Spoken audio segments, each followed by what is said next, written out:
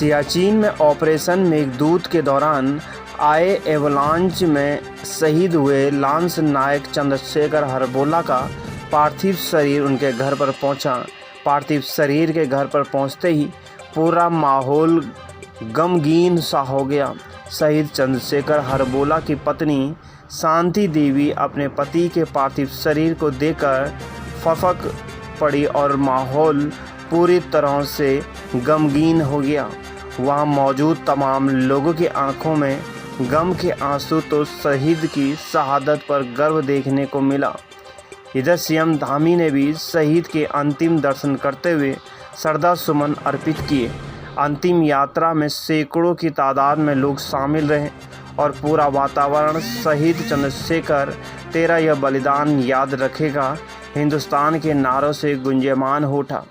आपको बता दें कि बीते दिवस मौसम खराब होने की वजह से 38 वर्ष पूर्व सियाचिन में शहीद हुए लांस नायक चंद्रशेखर हरबोला का पार्थिव शरीर लेह से हल्द्वानी नहीं पहुंच पाया था।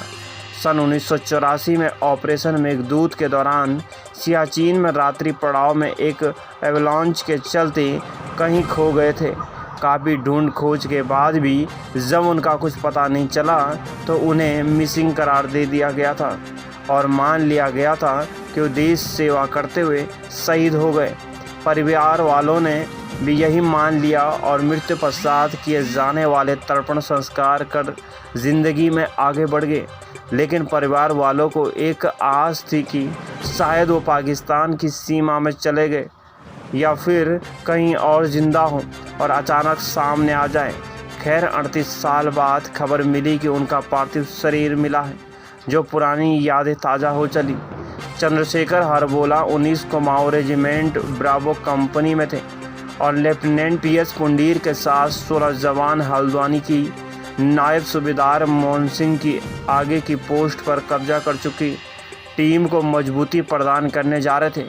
29 मई 1984 की सुबह 4 बजे आए एवलांच यानी हिमस्खलन में पूरी कंपनी बर्फ़ के नीचे दब गई थी।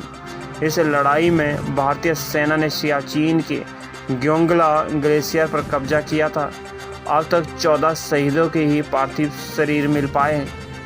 बहरहाल लांस नायक चंद्रशेखर हरबोला को अंतिम श्रद्धांजलि देने तमाम नेता और लोगों का तांता लगा रहा।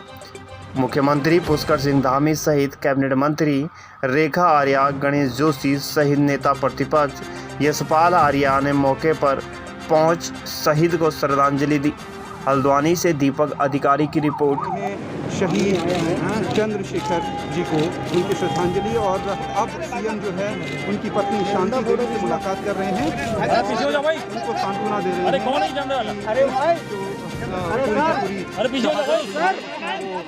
किस तरीके से उन्होंने हिम्मत पूरे पिछले 38 सालों में बनाए रखी है अपने परिवार की, और सामने आप देख रहे हैं नेता प्रतिपक्ष वो भी श्रद्धांजलि दे रहे हैं, पहुंचे हुए हैं। तो इस तरीके से सीएम पुष्कर सिंह धामी पार्थिव शरीर हम सब के बीच में पहुंचा है।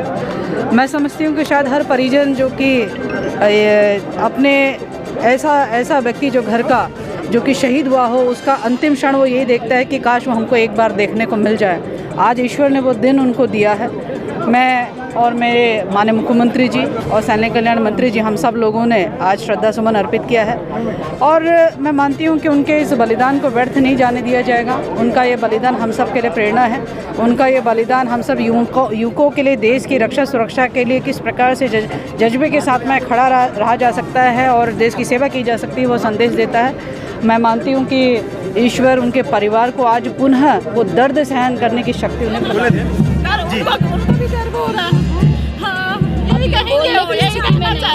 सामर्थ्य नहीं है। क्या कहेंगे आज 38 साल बाद पार्थिव शरीर उनका मिला है? चाहते हैं क्या कहेंगे आप? देश के लिए शहीद हुए हैं, देश के लिए शहीद हुए हैं। हमें भी गर्व है, हमारी माता को भी गर्व है। कुछ कहेंगे आप? मेरे सच्चे पति थे तो मुझे मिलने आ गए, 38 साल के बाद मिले हैं मुझे।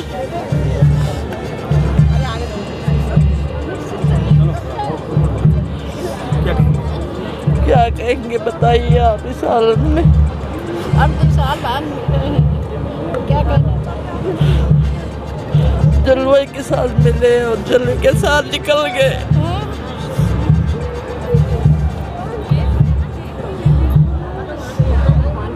थोड़ा बहुत छोड़ देंगे, हमको भी जाना है उधर।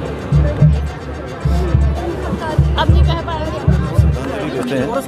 और वो हमेशा हमारे स्मरण में रहेंगे। उन्होंने देश की एकता के लिए, देश की सुरक्षा के लिए, देश की रक्षा के लिए अपने प्राणों का बलिदान दिया है।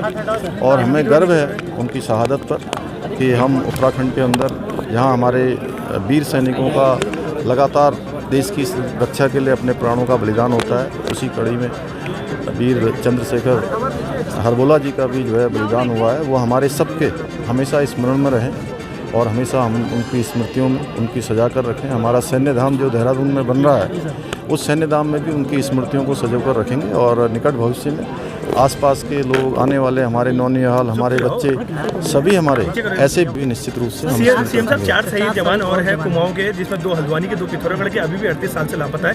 एक उन्हें भी उम्मीद जगी है कि अब उनके भी परिजनों के जो है पार्थिव शरीर मिल पाएंगे। देखिए, मैं इस बारे में बात करेंगे और हम इनकी बात भारत सरकार तक पहुंचाएंगे और वहाँ निवेदन करेंगे। क्या बात हुई, क्या मांग? देखिए, निश्चित रूप से चंद्रशेखर हरबोला जी 38 साल पूर्व देश के लिए शहीद हो गए। आज उनका पार्थिव शरीर हल्द्वानी उनके आवास में पहुंचा है। बहुत दुखद है। उस परिवार ने बहुत कष्ट झेले हैं और उनकी आत्मा की शांति के लिए लगातार प्रार्थना करते रहे हैं। और आज उनका पार्थिव शरीर यहाँ पर है। हम सब उनको प्रार्थना करते हैं, ईश्वर से प्रार्थना करते हैं कि ईश्वर उनकी आत्मा को शांति दे, उनके परिवार को, उनके परिजनों को यह दुख सहन करने की शक्ति दे। और निश्चित रूप से जिस तरह से उन्होंने त्याग और बलिदान दिया है, देश के लिए कुर्बानी की है, हम उनको श्रद्धांजलि के पुष्प अर्पित करना चाहते हैं, उनको नमन करना चाहते हैं, उनको वंदन करना चाहते हैं। और हमारी राज्य सरकार से मांग भी है, हम माननीय मुख्यमंत्री से भी अनुरोध करना चाहते हैं कि उस परिवार को, उनके परिवार को एक उचित आर्थिक मदद, सहायता दिए, जिससे उनका परिवार, क्योंकि उनकी मृत्यु की कोई मूल्य नहीं है, लेकिन उनके परिवार को रहना है, जीवन जीना है। तो मैं चाहता हूं, हम चाहते हैं, पूरी पार्टी, कांग्रेस पार्टी चाहती है कि उनके परिवार को समुचित आर्थिक सहायता मिले, जिससे कि वो अपना भरण पोषण कर सकें। 38 वर्ष कम नहीं होते हैं। जो उन्होंने झेला है, दंश झेला है, उसकी भरपाई होना संभव नहीं है। स्थानीय लोग की मांग है कि यहाँ पर जो सड़क है उसका नाम उनके नाम पर रखा जाए, किसी इंटरमीडिएट कॉलेज का उनके नाम पर निश्चित रूप से जो उनका आवास है और ये मार्ग है, इस मार्ग का नाम स्वर्गीय अमर शहीद चंद्रशेखर हरबोला जी के नाम पर हो और यह मार्ग भी दुरुस्त हो, क्योंकि मैं देख रहा हूँ आज बहुत रास्ता बहुत ख़राब है, आवाजाही में यहाँ स्थानीय लोगों को भी तकलीफ होती है। और उनके नाम से अगर यह मार्ग का निर्माण होगा तो निश्चित रूप से हर वक्त, हर समय उनका स्मरण हम लोग करते रहेंगे।